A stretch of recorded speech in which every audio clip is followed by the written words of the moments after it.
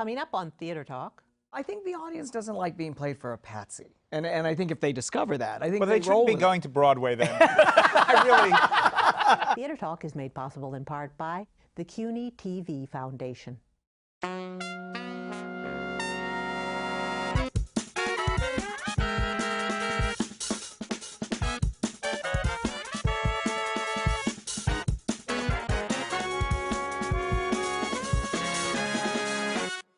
From New York City, this is Theater Talk. I'm producer Susan Haskins. And I'm Michael Riedel, star of the hit NBC series Smash. And don't we know it? Absolutely. So, Michael, it's Tony time. This is our 20th Tony prediction show together. Isn't that touching?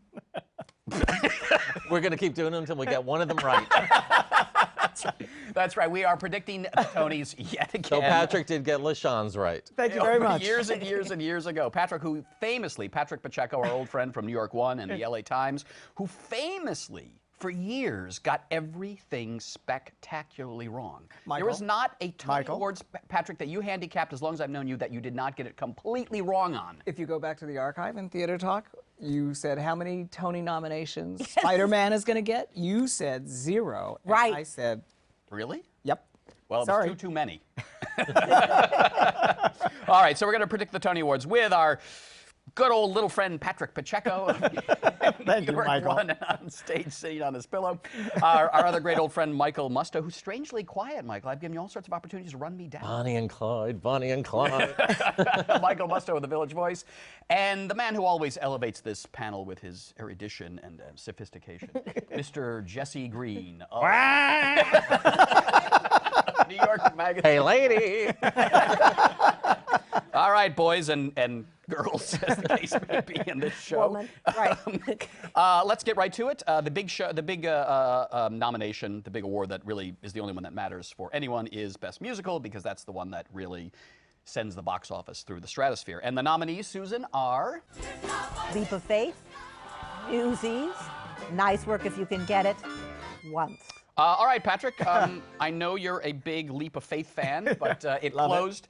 Leap of Faith, unusual here. It closed a few days after it got the nomination for the Tony Awards. So I think we can take that off the list. Yeah, it was hemorrhaging money. They couldn't hang on. They were likely to lose. They were searching for $2 million, as you put it in your column, to stay open for that 4 minutes that they get, which doesn't really provide that much of a box office boost anyway. No. So they really couldn't sort of hang in there.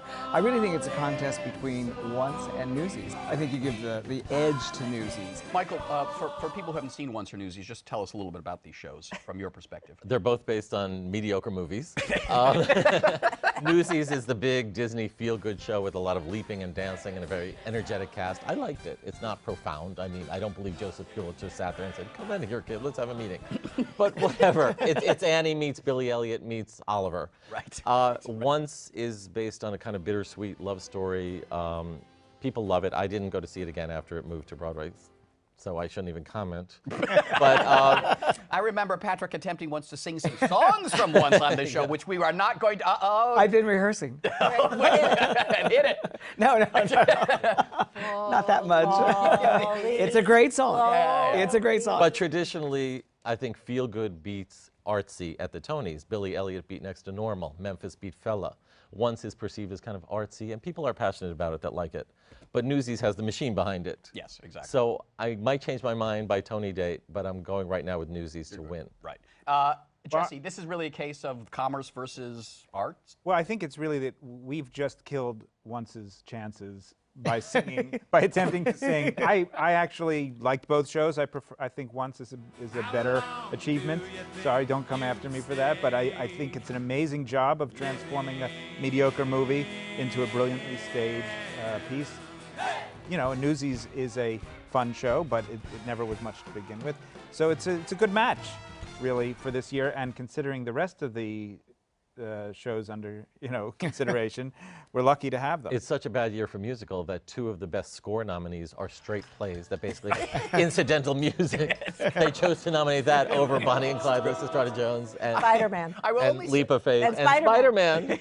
Let me say, though, in defense of Newsies, though, even though it's produced by Disney, I don't think it's a cynical exercise. I don't think Disney even thought it would wind up on Broadway. You know, from what Alan Menken and Harvey Fierstein have told us, they were doing this kind of like for stock and amateur rights and something like this. They tried it out at the Paper Mill Playhouse, and David Rooney of the New York Times went to see it and gave it a rave review, and here it is on Broadway.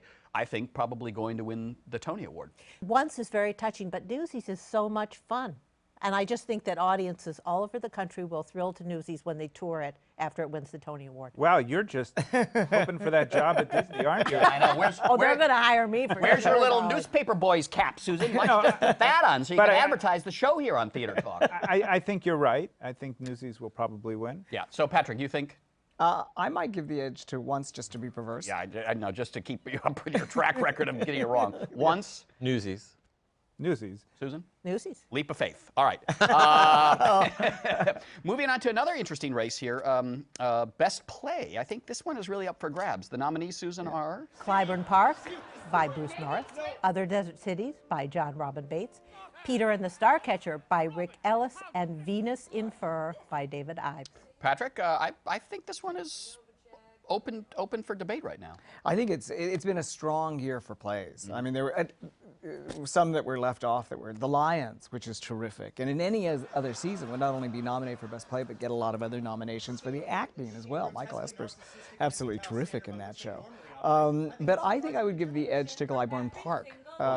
Well, because I think, again, it's a measure of passion, and it plays like a rock, like a rock concert at certain times. It plays the way that August Osage plays like a rock concert? Well, in the way that August Osage County played. There are times when the entire audience is just on that ride. Yeah. And August Osage County had that same galvanic, energy, was able to Jesse, for people who haven't seen Clybourne Park, if you just tell us a little bit about it. Oh, thanks. I haven't It's the seen it. hardest one to describe. I of all. I haven't seen it. is. Better fill me in. All right.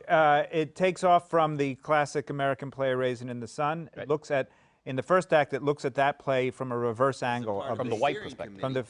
From the perspective of the white family that's selling a house to what we know is the black family in Raisin in the Sun that's moving out of the ghetto and into Clybourne Park. And it has to do with racism and housing. Then it jumps 50 years for the second act, and the tables are turned once again as white yuppies are moving in to what is now an entirely black neighborhood, wanting to gentrify it. And it then becomes a hilarious and rather painful examination of people's complete numbheadedness about race and just how stupid people can be, how they talk about race, with some jokes that are unrepeatable even on this show. Yeah. And you think it's going to win the Tony Award? I have no idea. Well, But that's you're here to excellent predict. Hello, this is called the prediction Oh, I'm panel. sorry, I'm in the wrong studio. I thought I was in the describing. Now I'll do it for our friends. I really, really liked Other Desert Cities as well, and it's been running, and it's got terrific performances in it, and it's. What are these awards about? I mean, well, let's not get too philosophical, but how do you choose? All I'm asking you is to pick. Just make a prediction. I think Clybourne Park will win. Michael Musto? I agree because it deals with issues with a capital I. Other Desert Cities is pretty much a potboiler about a girl who's out of the nut house and she's going to write a tell-all book. It's a family drama. It's beautifully written, well performed. Although I think John Robin Bates, where he here would say to you, I'm dealing with issues, but I just think the Clybourne Park issues. But he's are dealing going with to win the personal Tony. family issues. Right, yeah. Clybourne is dealing with gigantic issues, and unfortunately some people are just walking away quoting the racist jokes like that's what it's about. Did you hear the one about the black guy and the white guy in the jail cell? It's supposed to be racist in the context of the show. Also, I feel that the show makes all the white people kind of patronizing and dumb about race, and the black people are noble, but if you look it up in the history books, that's pretty much the way it was, so it's okay.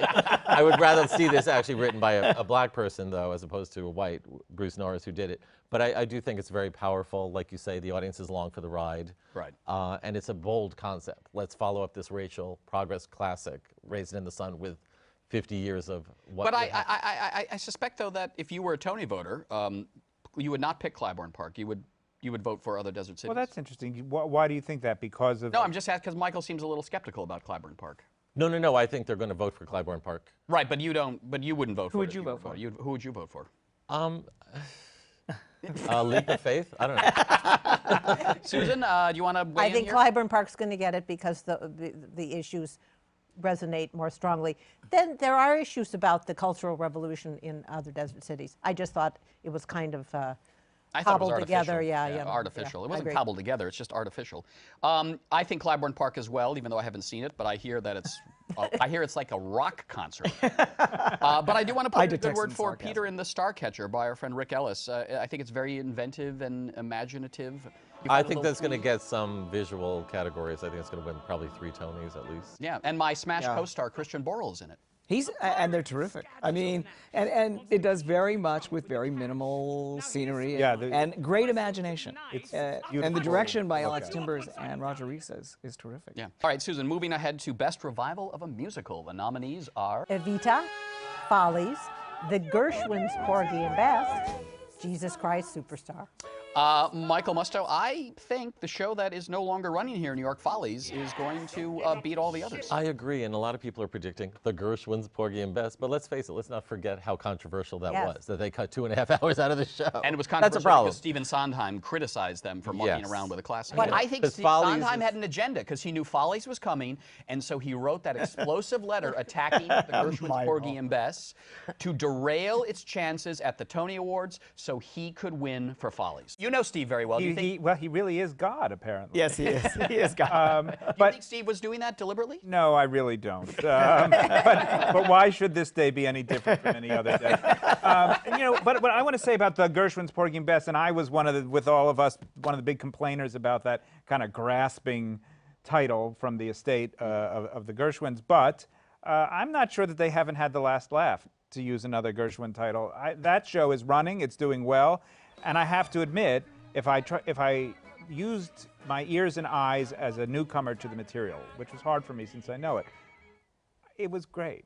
Really? It was. I agree. I thought it was terrific. Thought I Porgy and Bess was great? I thought Diane Paulus did a terrific job. I think Audrey McDonald's going to pick up her 5th Tony. I agree. I think that Norm Lewis has a chance in a very competitive field. But I think what's interesting about what you brought up, Michael, is that I'm always surprised. We always think that people, certainly like Sondheim, God, are above these things. But at Tony time, the Broadway becomes high school with money. And you'd be amazed at how intense this is for people who could buy and sell us over and over again, how much this means to them and how much they campaign for it and how personally they take it. You know, you would be amazed. I get emails every day from Steve Sondheim begging to remind people that Follies was on Broadway even though it's closed. And Steve says, please, Michael, just say it's a classic. I know, because Porgy and Bess is considered a great, great work of art. And Steve was saying to me the other day, he said, I think Follies has a claim to be a work of art as well. Yes, because you and he are very close. He said, please say that in your comment. Yes. Patrick's absolutely right. It means a lot to these guys. And he also said that you're the star of Smash. And then he watches it. Michael, why do the ratings go down every time you're on? Smash. Well, you can see how important these nominations are because the second Leap of Faith was up for Best Musical. It closed.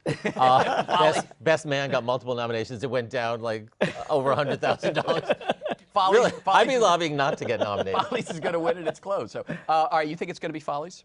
I think it's going to be Follies, but I wouldn't count out Gershwin's Porgy and Bess. Follies. I think it's going to be Porgy and Bess. Susan?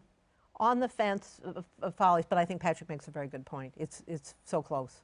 I think it's going to be Follies. And let's just say something about Evita, which I think is the big disappointment of the season. That came in, all sorts of hoopla. Elena Roger was going to be the new toast of the town. People loved the production in London, and I thought it was a big fizzle. Well, hoopla. It's doing great business. Yeah, and that's Ricky Martin. Yeah. I mean, it's doing terrific business. And I'm Too a bad little he's not surprised. playing Evita. I actually liked Elena Roger. Really? Yeah. You could see her? When she goes on the balcony, the cigars, she's so tiny. I had to stand up in my seats to see her. Oh dear, we only that's have how a few Evita minutes was. left. You liked it? I did. I thought she was a great dancer. I thought she acted the heck out of Don't Cry for Me. And yeah, the high notes were bad, but Patti LuPone didn't get instant acclaim in the role. Let's not change history here. But she won the Tony. And what did you think of Evita, Jesse? Well, I liked it more than you did. I thought it was a creditable production of a difficult piece of material, and I did like her. And Michael Cerveris did get a deserved nomination. Michael Yes, Cerveris he's is terrific. Yeah. All right, pushing right ahead to a very interesting category to me, best revival of a play, because I think there are two first-class productions here that could duke it out. Susan, the nominees Here we are? go. Best revival of a play. Arthur Miller's Death of a Salesman. Gore Vidal's The Best Man, Masterclass, Wit. And those last two plays had no author. Yeah. They were written by anybody. Margaret McNally's. Margaret Edson does not have a rapacious estate attached to Wit. But Masterclass is by the wonderful Terrence McNally, and Wit is by the wonderful Margaret Edson. All right, this one, Jesse, strikes me as being a race between Death of a Salesman, perhaps the great American play, and The Best Man, which is an absolutely terrific, fun, old Gore Vidal melodrama about politics that's as relevant today as it was 40 years ago. Yeah, there's no contest. Yeah. What is it? Oh, it's Death of a Salesman. Why? Yeah. Well, we're talking about Tony voters, right? Yeah. Because it was a superb revival of a classic American play, perhaps the great American play. There's really no way there isn't anything I could imagine putting in the same category that would have a chance. Michael, did you have more fun at Death of a Salesman or The Best Man? I don't have fun at any of these shows, but I think Death of a Salesman is a slam dunk. I mean, it's the great American play, as even this production showed us. It was not a great production, but it was strong enough to convince you that Mike Nichols has still got it. I think it's absolutely going to win revival. Director for Mike Nichols, Philip Seymour Hoffman. I'm actually producing Andrew Garfield. I wish I was producing Andrew Garfield. I'm predicting Andrew Garfield for supporting because celebrities always win. And also he does that kind of capital A acting where he screams a lot in Act 2. So unfortunately, I think he's going to be Milton Berle. What is it? Milton Berle. Christian Borle. Oh, I understand how you As confuse Stash those. or in Smash or I thought whatever. you meant the waiter in One Man, Two Cubs. Tom Eden. No, I think Tom Eden's going to win that race. But Patrick? I totally agree with Michael. I think it walks away with at least 4 Tony wins on Tony night and possibly 5. And I think it's a slam dunk lock for. I think we have Best to say Revival. Theater Talk is brought to you tonight by Scott Rudin, the producer of Death of a Salesman. Well, it's not to say that The Best Man isn't a good revival of a The good play. Best Man is terrific. I mean, I went with the lowest possible expectations. I had a great time at it. Watching Angela Lansbury and James Earl Jones in that play, you will never see, when they're gone, let's hope they're with us a long time, but you will never see acting like that. That's a generation of that kind of acting that will be gone when those people are... But winning the Tony Award or not does not change that fact. But were I a Tony voter, I would vote for James Earl Jones, even though it was a small supporting part. He was just so magnificently fabulous. Philip Seymour Hoffman was okay, but I thought, really, because I've seen other Willie Lomans, and, he was... Scott Rudin's going to throw a cell phone at your head right now, Susie. You better duck. All right, so Death of a Salesman, Death of a Salesman, Death of a Salesman, Death of a Salesman. I take the fifth on this one. Michael, go ahead. I'm taking it too if I'm getting a phone thrown at my I head. take the fifth. All right, let's get into some of the acting categories because these are really, really good. Let's talk about best performance by a leading man in a play. The nominees are, Susan? You've gotten me all upset now. All right, wait. Oh, here it is. Best performance by a leading actor in a play. James Corden, One Man, Two Governors. Philip Seymour Hoffman, Death of a Salesman. James Earl Jones, Gore Vidal's The Best Man. Frank Langella, Man and Boy. John Lithgow, The Columnist. This is a pretty amazing category. It's good. These are some absolutely And superb Stacey Keach and performances. Hugh Dancy were left out. Yeah. But you know what? I would vote for Langella because I'm afraid he wouldn't. He might write about me in his next book if I don't. I think He only writes about dead people. That's right. well, my career's over. But I think Philip Seymour Hoffman, because he's famous, Right. and it's the great American role. And the gravitas of that is going to beat the runner-up, which is James Corden in One Man, Two Governors, who's brilliant and who rolls around on the stage in this lowbrow farce and gets a lot of laughs. The problem with James Corden's performance is everybody said, oh, it's amazing how he makes this spontaneous interaction with the audience. And then we found out it's not spontaneous. That's a little... It's like a reality undermines show. The whole thing. I mean, there are plants in the audience, which...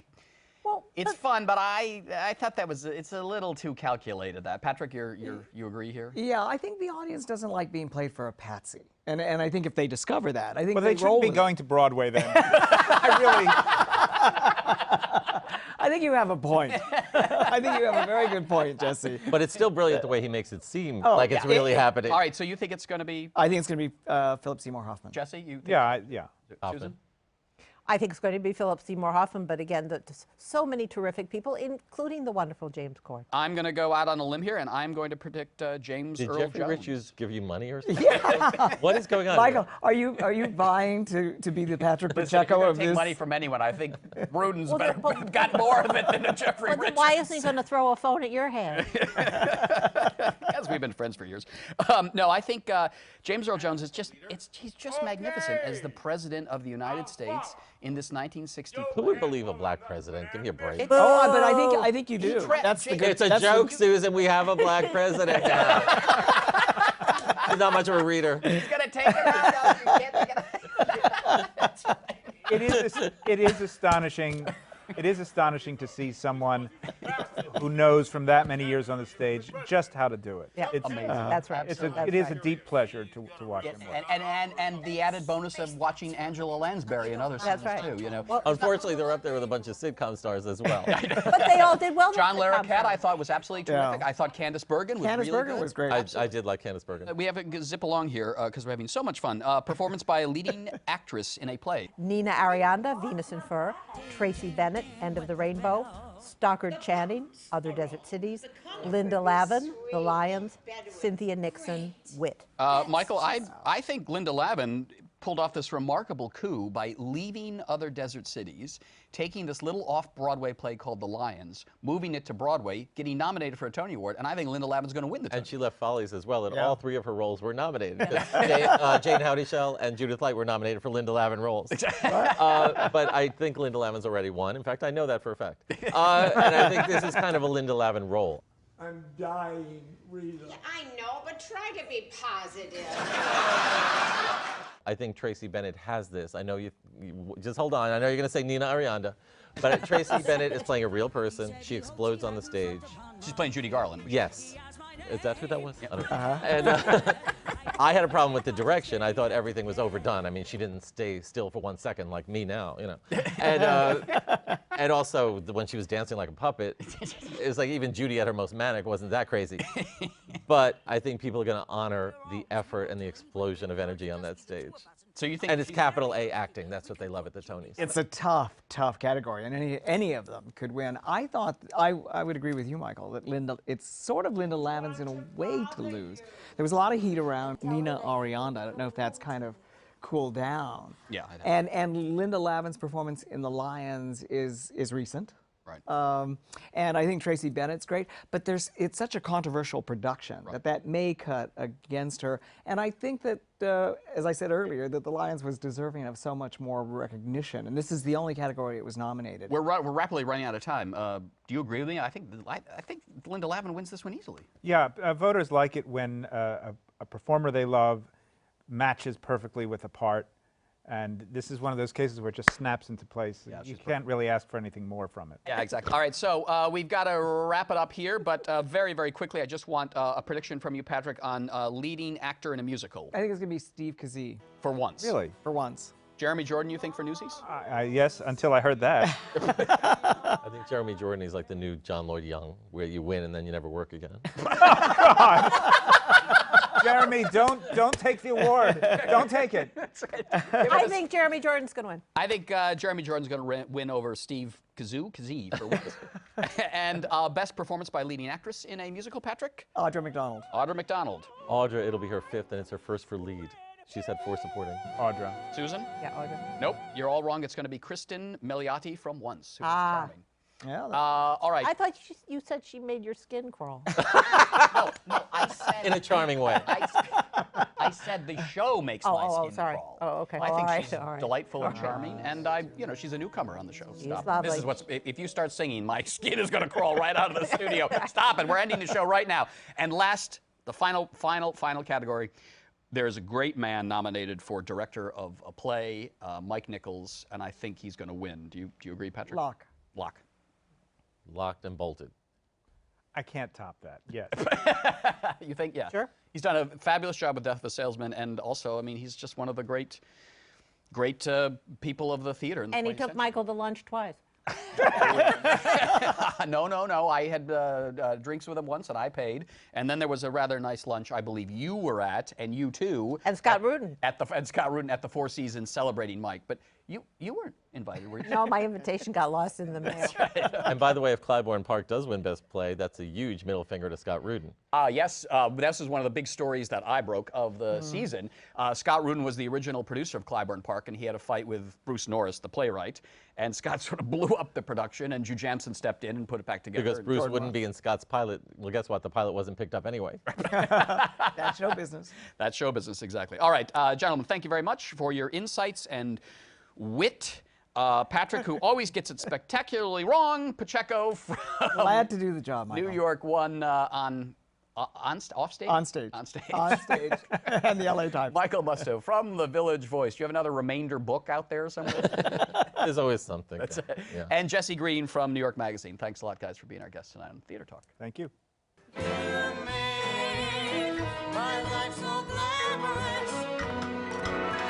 You can't blame me for feeling amorous. It's wonderful. It's marvelous. What you should care for.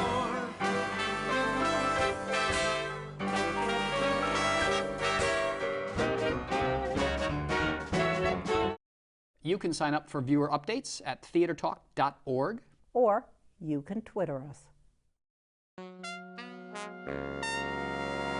Our thanks to the Friends of Theater Talk for their significant contribution to this production. Theater Talk is made possible in part by the Frederick Lowe Foundation, the Eleanor Naylor Dana Charitable Trust, the Alan S. Gordon Foundation, the Corey and Bob Donnelly Charitable Fund, Carrie J. Fries, the Dorothy Strelson Foundation, the New York City Department of Cultural Affairs, and the New York State Council on the Arts, a state agency.